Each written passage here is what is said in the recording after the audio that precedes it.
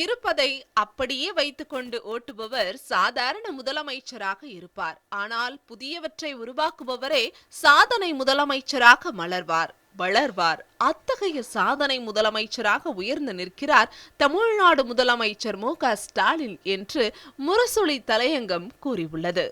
3 ஆண்டுகளுக்கு முன்னால் முத்துவேல் கருணாநிதி ஸ்டாலின் எனும் நான் என்று சொல்லிவிட்டு இதே மே 7ஆம் நாள் தலை நிமிர்ந்து பார்த்தார். தமிழ்நாடு தலை நிமிர்ந்தது.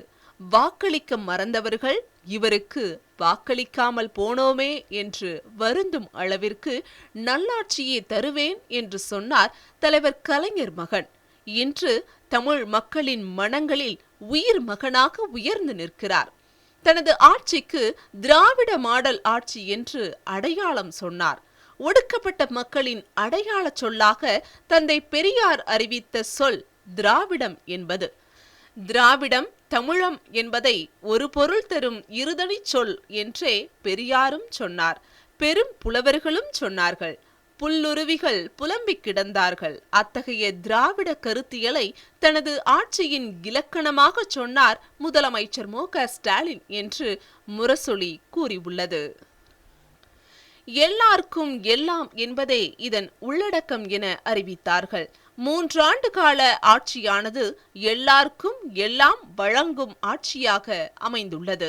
அனைத்து துறை வளர்ச்சி, அனைத்து மாவட்ட வளர்ச்சி, அனைத்து சமூக வளர்ச்சி என்று இலக்கை குறித்தார் முதலமைச்சர். சில அரசுகளில் குறிப்பிட்ட துறைகள் மட்டுமே சிறப்பு கவனம் பெறும். சில மாவட்டங்களுக்கு மட்டுமே பெரிய திட்டங்கள் போய் சேரும்.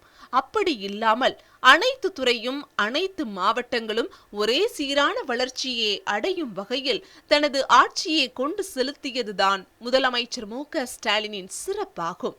அனைத்து சமூக வளர்ச்சி என்று அவர் சொன்னதுதான் முதலமைச்சரின் பெரும் சிறப்பாகும். பட்டியலினத்தவர், பழங்குடியினர், அருந்ததியர், பிற்படுத்தப்பட்டோர், மிகவும் பிற்படுத்தப்பட்டோர், விளிம்புநிலை மக்கள், ஏழை எளியோர், கோவில் அர்ச்சகர்கள், சிறுபான்மையினர், பெண்கள், இளைஞர்கள், திருநங்கைகள், மாற்றுத்திறனாளிகள், அயலக தமிழர், இங்கு வந்து வாழும் ஈழத் தமிழ் மக்கள் ஆகிய அனைத்து சமூகங்களின் வளர்ச்சியையும் ஒரு சேர கவனித்த கனிவு குணத்தில்தான் திராவிட மாடல் என்ற சொல்லின் உண்மை பொருள் ஒளிர்கிறது என்று முரசொலி தெரிவித்துள்ளது. அதே நேரத்தில் மாநிலத்தின் முழு வளர்ச்சிக்கான பெருந்தொழில்களையும் உருவாக்கி காட்டிவிட்டார் முதலமைச்சர். புதிய தொழிற்சாலைகள் தமிழ்நாட்டில் உருவாகிக் கொண்டே இருக்கிறது. தமிழ்நாட்டை நோக்கி இந்திய நிறுவனங்கள், உலக நிறுவனங்கள் வருகின்றன. தமிழ்நாட்டின் பொருளாதார வளர்ச்சியானது 10.69 விழுக்காடாக இருக்கும் என்று ஆய்வறிக்கை வெளியாகியுள்ளது. இது அகில இந்திய அளவை விட மிக மிக அதிகம். முதலமைச்சராக மு.க.ஸ்டாலின் பொறுப்பேற்ற பிறகு 6115 புத்தொழில் நிறுவனங்கள் தமிழ்நாட்டில் புதிதாக தொடங்கப்பட்டுள்ளன. இதில் மகளிர் புத்தாக்க தொழில்களும் உண்டு. பட்டியல் இன பழங்குடியினர் மேம்பாட்டு தொழில்களும் உண்டு. இதன் மூலமாக லட்சக்கணக்கான வேலை வாய்ப்புகள் கிடைக்கின்றன என்பது அனைத்தையும் விட முக்கியமாகும். இவர்களுக்கு தேவையான மனித சக்தியை உருவாக்கி தந்துள்ளார் முதலமைச்சர் மு.க.ஸ்டாலின். நான் முதல்வன் என்ற முதலமைச்சரின் கனவு திட்டமானது தமிழ்நாட்டு மாணவர்கள், இளைஞர்கள் அனைத்து திறமைகளும் கொண்டவர்களாக உருவாக்கி வருகிறது. ஒரு மாநிலத்தின் மிக முக்கியமான வளம் என்பது அறிவு வளமாகும். அதனை உருவாக்கும் நோக்கில்தான் நான் முதல்வன், புதுமை பெண், தமிழ் புதல்வன் ஆகிய திட்டங்களை உருவாக்கி தந்துள்ளார் முதலமைச்சர்.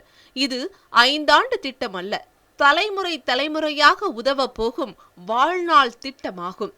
பெருந்தலைவர் காமராஜர் கண் கொடுத்தார். கலைஞர் கருணாநிதி எழுந்து நடக்க வைக்க வேண்டும் என்று கட்டளையிட்டார் தந்தை பெரியார்.